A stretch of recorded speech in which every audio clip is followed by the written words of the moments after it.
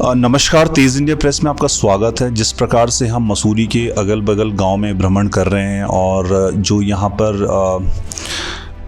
ग्राम पंचायत और क्षेत्र पंचायत जिला पंचायत के चुनाव चल रहे हैं, तो उसी पहलू में हम यहाँ पर एक बहुत ही जो नज़दीकी गांव आता है। जब भी हम मसूरी से देहरादून से मसूरी आते हैं तो एक गांव है जो हमेशा पड़ता है, जो है भट्टा क्यारकुली गांव। तो इन भट्टा क्यारकुली गांव की ग्राम सभा एक ही है। वैसे तो गांव काफ़ी बड़े हैं ये, और इस वक्त हम आए हैं भट्टा गांव में। भट्टा गांव से इन्होंने, गांव वालों ने एक प्रत्याशी खड़ा किया है।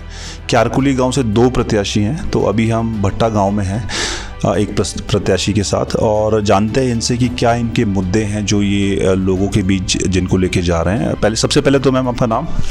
मेरा नाम मीना कोटाल है। मीना कोटाल जी।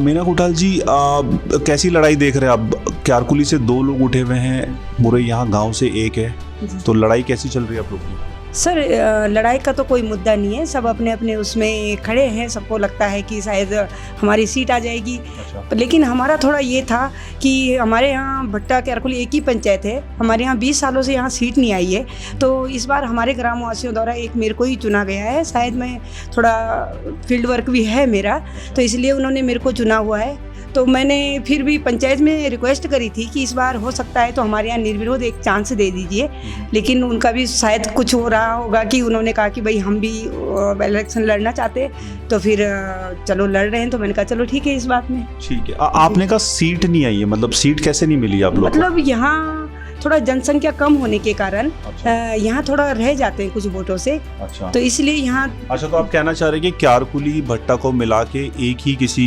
कैंडिडेट को उठाना चाहिए था निर्विरोध? जी जी जी जी। इससे थोड़ा हमारे आपसी संबंध भी बने रहते हैं, हमारे आपसी भाईचारा भी बना रहता है इससे।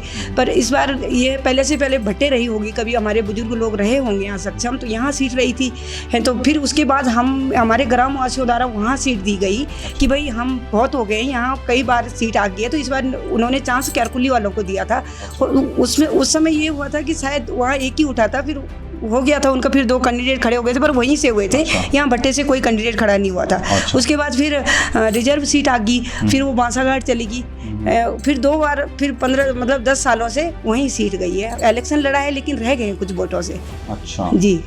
मुद्दे क्या हैं यहाँ पर गांव में? कुछ मुद्दे हैं, क्योंकि गांव में तो सब विकसित दिख रहे हैं, मतलब सबके घर पक्के हैं, गांव भी ठीक ठाक है, खुशहाल दिख रहा है। कोई मुद्दे हैं गांव वालों के? नहीं सर, बहुत मुद्दे हैं हमारे यहाँ। कई महिलाओं की समस्याएं हैं हमारे यहाँ। समूह है, उनके लिए NRLM सेंटर की ज़रूरत है। हमारे यहाँ जो आशा वर्कर है उनके लिए, आशा वर्करों के लिए वहाँ जगह की दिक्कत है। और हमारे यहाँ NM सेंटर, वो कई चीज़ें हैं। जो आंगनवाड़ी सेंटर है उनके लिए भी दिक्कत है। उन्होंने घर में एक आंगनवाड़ी सेंटर चला रहे हैं, छोटे बच्चों का है। तो भाई किसी के घर में चलाना कोई वो नहीं है। सेंटर जब पैसे देती है, आंगनवाड़ी सेंटर पैसे देती है, तो कहीं ना कहीं हमें लगता है कि अगर भविष्य में अभी अगर हम बने तो हम गांव के लिए कुछ कर सके। कई समस्याएं हैं, पानी की भी समस्या है, जबकि काफ़ी डेवलप किया है, लेकिन समस्याएं फिर भी है। जी। समस्या फिर भी है। सर, आपका नाम? सुरेंद्र सिंह। सुरेंद्र जी, जैसे मैम बता रही थी कि पिछले 20 साल से प्रधान यहाँ पर रहा ही नहीं, हमेशा क्यारकुली के रहे, तो क्या उस वजह से कुछ कमी रही है यहाँ पर डेवलपमेंट में, अगर जैसे क्यारकुली के हमेशा प्रधान बने हैं? नहीं सर, कमी तो अब क्यारकुली में प्रधान रहे तो वो तो अपने उसमें देखा ना, उन लोगों ने तो अपना ही वो करा ना। इधर तो उन्होंने कुछ ध्यान ही नहीं दिया। अच्छा, बिल्कुल ध्यान नहीं? बिल्कुल भी ध्यान नहीं दिया इधर। तो पर आप लोग कभी जाते हैं कोई समस्या लेके, तो सुनी जाती है समस्या वहाँ पर? सुनी जाती है, कभी प्रधान मिलता है, कभी मिलता नहीं है, वही है वहाँ। अच्छा। अरे सर, अच्छा, प्रॉब्लम वही चल रही है। ओके। जैसे यहाँ पर इसके अलावा क्या देखते हैं आप? जैसे यहाँ पर बहुत सारे होटल्स खुल गए हैं, तो किस तरह से लोगों का रोज़गार है होटलों में, या कैसे, या बाहर जाते हैं यहाँ से लोग रोज़गार के लिए?